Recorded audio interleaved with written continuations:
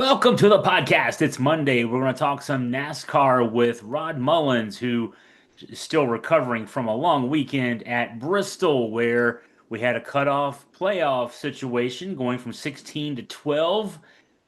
We had a winner that gives Joe Gibbs Racing dominance, at least through this part of the playoffs. Right. And we had uncontrolled chaos. Rod, break it all down for us. Well, I'll say this. Usually Bristol brings out the best in tempers and things like that, but not this time around. I think it was exactly like what I put in the headline, and I think the drivers, Christopher Bell summed it up. Also, Adam Stevens, he summed it up as well, talking about uncontrolled chaos, and that's what it was.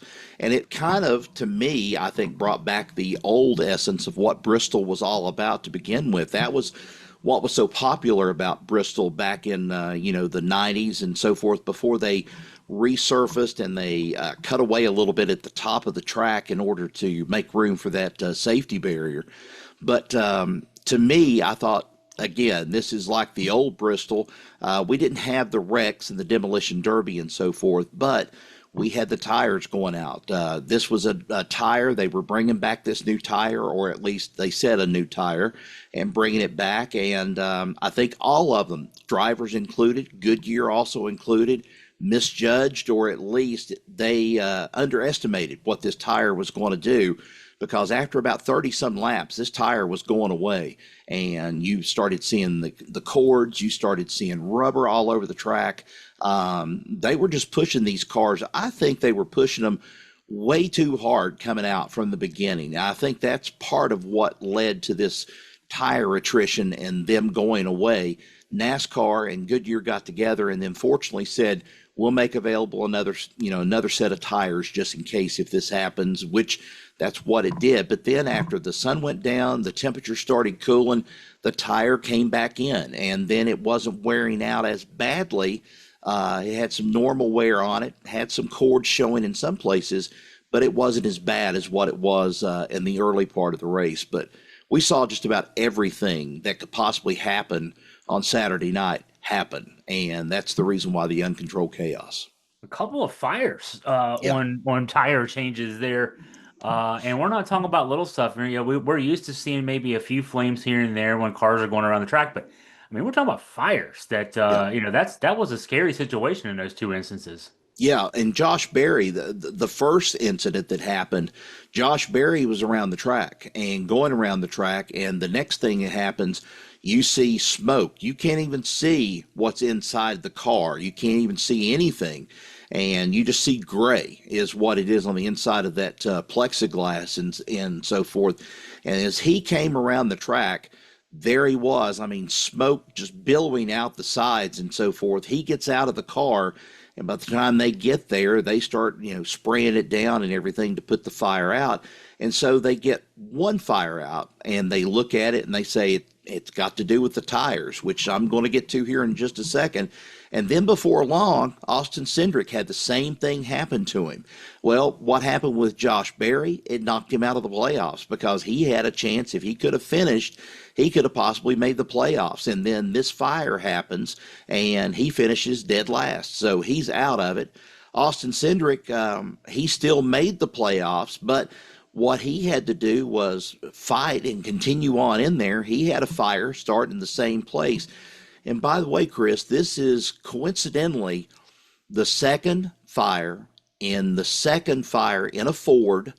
And the last time that I saw something like this happen was back when Kevin Harvick was driving, and Kevin Harvick's car caught on fire because of the same thing having to do with a tire, and that was the tire was wearing these little marbles and things like that popping off. They were getting embedded inside the frame of the car, and when that happened, the hot temperatures from the brakes, the calipers, everything else about that tire and going around the track lit that thing up, and it started a fire. And Harvick said NASCAR was going to have to, do something and get this problem solved.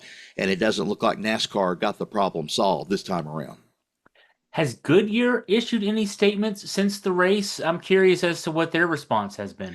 They haven't said anything as far as I know. I've checked releases and so forth today, and they haven't really said anything, mostly because They addressed the tire situation the other night. This is a NASCAR thing. This is something that I think NASCAR has to take some responsibility for because, hey, this is the next gen car. And they have bragged about this car being the car that they're going to go with here for the next few years until something else changes about it. But it still has some flaws. And this is one major flaw that Kevin Harvick talked about a couple of years ago. And when he was still driving for Stewart Haas and his car erupted into flames coming out of the turn, and he barely climbed out of the car in time before the smoke and everything else started coming up into the car. And he just said it was a crying shame that this car is supposed to be the perfect car. It's supposed to be this good, and yet it's got all these flaws with it. But no, Goodyear hasn't answered anything on it yet. I don't expect them to, but really, NASCAR is the one that really needs to answer the question to it right now to see what they can do to prevent this problem from happening again. I talked in the intro about how this was another Joe Gibbs Racing win in the 2025 playoffs. We had three races. Chase Briscoe won the first, Denny Hamlin the second, and now Christopher Bell completing, at least for where we are now, a 3-for-3 sweep in the round of 16. Boy, what do you attribute JGR's dominance to this point in the playoffs? They have got their crap together, if you want to call it that. I mean, that's about the only way that I can give credit where credit is due. They've got their crap together. They are focused right now. And that's one thing that I didn't see out of them early on in the year. Of course, I think we're forgetting too that Christopher Bell was really dialed in at the early part of this year, winning 3 races, but he had been winless up until this point and coming into Bristol. But you'd had Denny Hamlin. He'd had some success, and he was there. Denny Hamlin had problems too. His tire snapped completely off of the rim the other night, and he managed to get back into the race and run for laps. But that was he could afford to have that happen to him. That didn't bother him too bad. The one I felt bad for was Ty Gibbs, and Ty Gibbs had a fantastic run going, and he makes a mistake on pit road, and that was the thing that pretty much cost him the chance at being able to win this race. He could have had it, but it's just a rookie. Well, he's not a rookie, but it's just a young, youthful mistake from a driver that really is looking for his first big win on the circuit. So we've got our field of 12 now. Kind of wanted to jump to that because how things went out on Saturday night obviously plays into this. Starting at number 1, Denny Hamlin, William Byron, and Kyle Larson are your first 3, and then your last 3, Tyler Reddick in 12th, Ross Chastain 11th, Joey Logano 10th. I mean, you got your field now down to 12. We got 3 more races to cut off from 12 to 8. What do you, and when you look at this where we are now with these 12, any surprises? Anybody outside of those top 3 guys that maybe could continue and jump up and continue to make some noise. Well, if Joey Logano gets hot, if he has a chance to get hot, he wins a race, he's going to be a lock into the next round. So that's what a lot of these guys are hoping for right now. I think the surprise right now is that Kyle Larson is still in this after having a horrible Bristol race. I mean, last year he dominated. He ran, 400 and some laps of the total 500, ended up winning the thing by, a long shot. But this time around wasn't even a factor. I think the one that really ought to be thanking his lucky charms right now when he goes to the breakfast table in the morning ought to be Chase Elliott, because Chase Elliott was on that bubble and he had that wreck in the Bristol race, and that could have very well put him out of contention real quick. But, fortunately, some other things happened in there that kind of kept him near or round in there in the standings. And so it kept him in where he needed to be at. But, I guess if I'm looking at all these people, Ross Chastain is probably the one I'm surprised with. Only one race, and that was the Coke 600 that he won. And he's really not been that much of a factor in some of the races since then.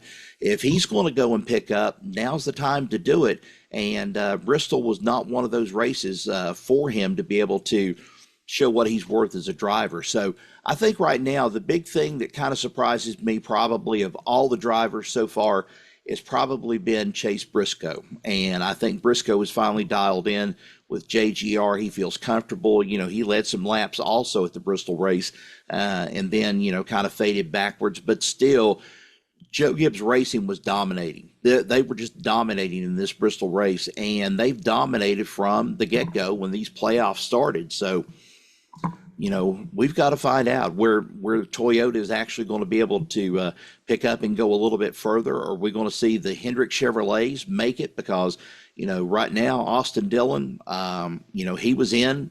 He's out now. He lost it at Bristol. And so that chance for at least Richard Childress Racing being into it, they're not going to be there. So Trackhouse, you've got Trackhouse in there, and then also Hendrick Motorsports, and then you have Penske. And that's pretty much who are, involved in this playoff picture as we go down the stretch. I was going to mention Bubba Wallace from 2311. So Denny Hamlin leads the playoff race right now as we're resetting from 16 to 12.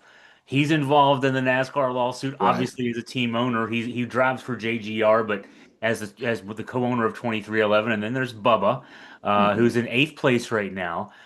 He ran well. He ended up, got caught in a late race wreck and finished, I think, 34th. But Right. he led a little bit there, and he was at the top of the leaderboard for a while on Saturday night. And Tyler Reddick in 2311 as well.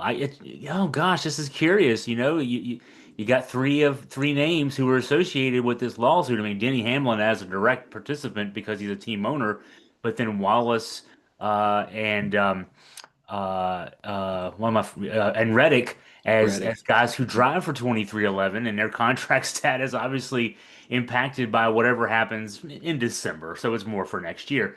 But it's NASCAR. NASCAR. We got some storylines going here, and that's one NASCAR probably doesn't want to have playing in its playoffs. Well, one thing that happened late on Friday that I'll go ahead and mention, was the 2311 and Front Row Motorsports. They filed a motion with NASCAR, or filed a motion against NASCAR with the court to dismiss their counterclaim, NASCAR's counterclaim, accusing the teams of illegal collusion during charter negotiations. And so it's just another one of those posturing things. But this was what was surprising to me, and I'm going to get to the article that's on jski.com that kind of surprised me and took me by surprise, and that was NASCAR met with teams, commented on the lawsuit, and possible playoff changes. Now, that kind of got me, got my attention this past weekend, and I didn't have a chance to be able to put it all together because I just found out about it here on Sunday afternoon. But during a meeting with team presidents last week, NASCAR President Steve O'Donnell addressed text messages recently released in the sports antitrust trial. People familiar with the matter told the Sports Business Journal that underscoring the trickle-down effect the lawsuit is having on the industry's relations this season. Now, we got a little bit of some feedback from a few people. Richard Childress was one of them. He said that this is a big thing. Here they were, they had to sign the contract and everything for the charter last minute, almost an 11th hour thing. Richard Childress has been involved in NASCAR for at least about 50 of, the 75 or 80 years, that this operation has been running. And here he goes. And he says, we kind of got to the point of where we were hemmed in and we kind of had to sign this thing. But he said, the more that comes out, the more I'm starting to, just wonder what in the world is going to happen with all this stuff, because it's almost like a dirty, low-down divorce is what it is. Somebody's going to lose a trailer in this one. That's about the best way I can say it. Somebody's going to lose something out of it. I don't know who it's going to be at this point, but Richard Childress was quite surprised with what's going on. And here's another thing, too. Speaking of Richard Childress, rumor has it in the pits going on, and a lot of media people talking about it also. Richard Childress may leave Chevrolet. That's been a 54-year tradition also with the sport. And he may pull away from Chevrolet. Who knows? He may even go to Dodge. So that could be a big surprise on the horizon for a lot of people thinking that that Childress team is going to stay with Chevrolet like they've done for so many years. So one good thing about having you at a race, we had, you were back in Bristol this past weekend, is you probably hear some stuff there in the media center, in the garage, whatever. That's some of that was what you're talking Mm-hmm. about there. Anything else that popped up over the weekend that is worth sharing here? Not really right offhand. I think a lot of people were talking. I heard a lot of talk about the things going on. As you can obviously tell, and people can as well. NASCAR, very close knit sport. NASCAR, they went and honored Charlie Kirk after the assassination last week, and they of course honored him in the pre-race ceremonies at Bristol. Christopher Bell even dedicated the race in Charlie's memory. I think when he said this one's for Charlie. That's a politically charged climate right there with that. So it was NASCAR definitely trying to enforce things of where they stand military wise. Also, this thing of I'll just say it this way: Second Amendment rights with that, with hunting and so forth, having that big focus on it this past weekend.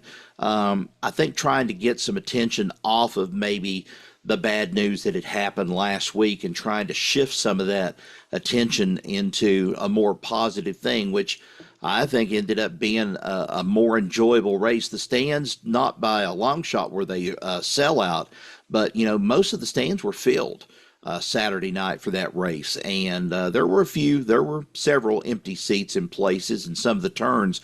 And then I had somebody bring up to me also, he's a recent graduate at North Georgia, and he's working for one of the podcasts, and he asked me, he said, hey, he said, what's this thing now about the banners that's down there on the front stretch and also on the back stretch? Advertising banners. Those are seats people could have, but that's obviously something that Bristol has stuck with. They have put those banners down, maybe as a safety measure, but also maybe as a way to kind of push everybody back up into the stands a little bit more till they'll at least show that, they've got some people there. But I think for the most part, a lot of people were very, very happy and satisfied with this race this weekend. I can't let it go.